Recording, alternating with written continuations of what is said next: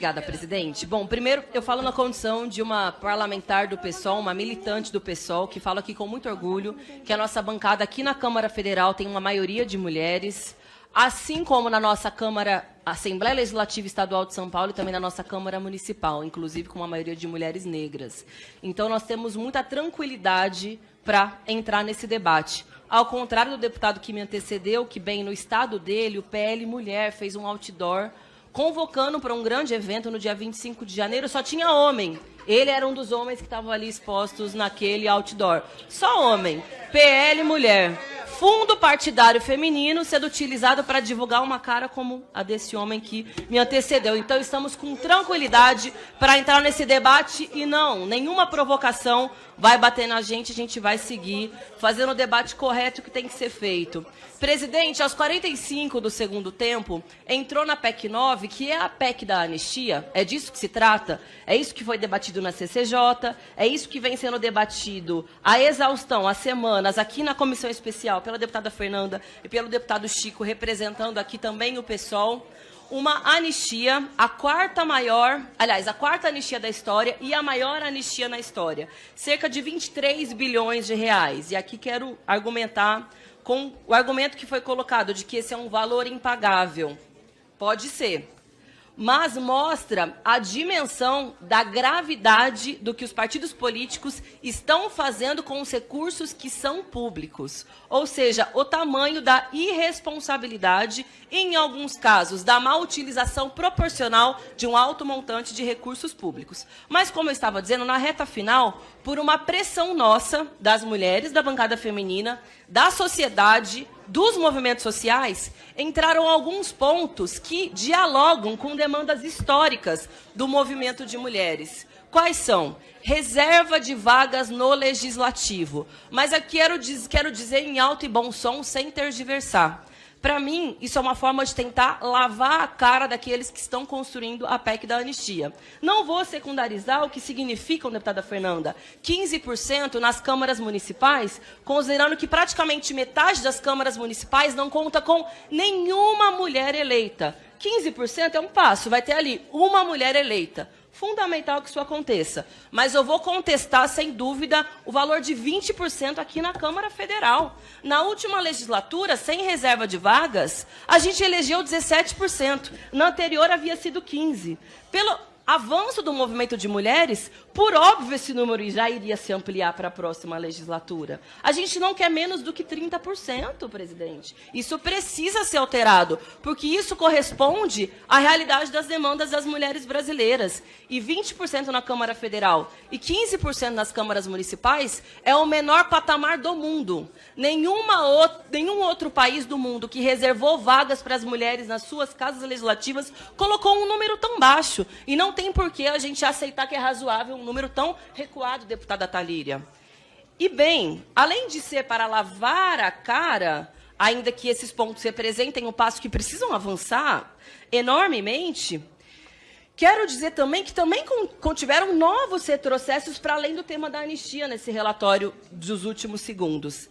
Primeiro, um retrocesso para as candidaturas de pessoas negras. Tá bem, a gente vai colocar na Constituição algo que é só uma decisão judicial, mas o que vai colocar na Constituição é um retrocesso em relação ao que tem na decisão judicial. Porque a decisão judicial é financiamento proporcional à candidatura de pessoas negras. E na última legislatura foi um pouco mais de 50%. Portanto, os partidos precisam financiar a altura das candidaturas. Não financiaram e agora querem fazer uma anistia, principalmente para os que não cumpriram com a cota de negros. E aqui um detalhe. O argumento que a gente viu, Fernanda, desde a CCJ, não houve tempo hábil. Foi uma decisão no Supremo, naquele mesmo ano em que nós do PSOL entramos com aquela ação, a pedido do pessoal da Educafro, entramos com a ação, o Supremo determinou, aí os partidos agora alegam, não houve o tempo hábil. Bem, mas agora que há tempo hábil para se programar, estão recusando que seja proporcional. Querem que seja 20%. Então, qual que é a realidade? A questão não é o tempo hábil, é que não querem financiar a candidatura de pessoas negras. Falem a verdade. Não se trata de tempo hábil, senão aqui estaria contido da forma como está determinado hoje por uma decisão judicial. Isso tem nome, a deputada Talíria muito bem me lembrou aqui. Isso se chama racismo, presidente. Segundo aspecto de retrocesso, a principal conquista para as mulheres brasileiras, que se deu também no âmbito do judiciário e depois foi votado na Câmara para a representatividade política, foi o fato de que a reserva de 30% de vagas nas chapas foi para preenchimento de 30%. Isso cai nesse texto. Ou seja, pode ser uma chapa totalmente branca e uma chapa totalmente masculina, e isso vai ser aceito pela legislação brasileira. Isso é um retrocesso sem nenhum precedente na história brasileira, e isso nós também não vamos aceitar. Precisa ser preenchimento de 30% para além da reserva. Isso é o mínimo. E, senhor presidente, senhoras e senhores deputados, agora eu quero entrar especificamente no tema da anistia, que, como eu já disse, é a maior da história, é a quarta que vem acontecendo, cerca de 23 bilhões de reais. Admitiu-se durante a discussão que está bem aqueles que as multas vão ser aplicadas para aqueles que não cumpriram os 30%, né, destinado para as mulheres. Mas acima do 30% vai ser anistiado. Ou seja, a proporcionalidade que a gente votou na última legislatura vai para as cucuias, cai por terra. Vai para as cucuias, como se diz popularmente, mas cai por terra completamente.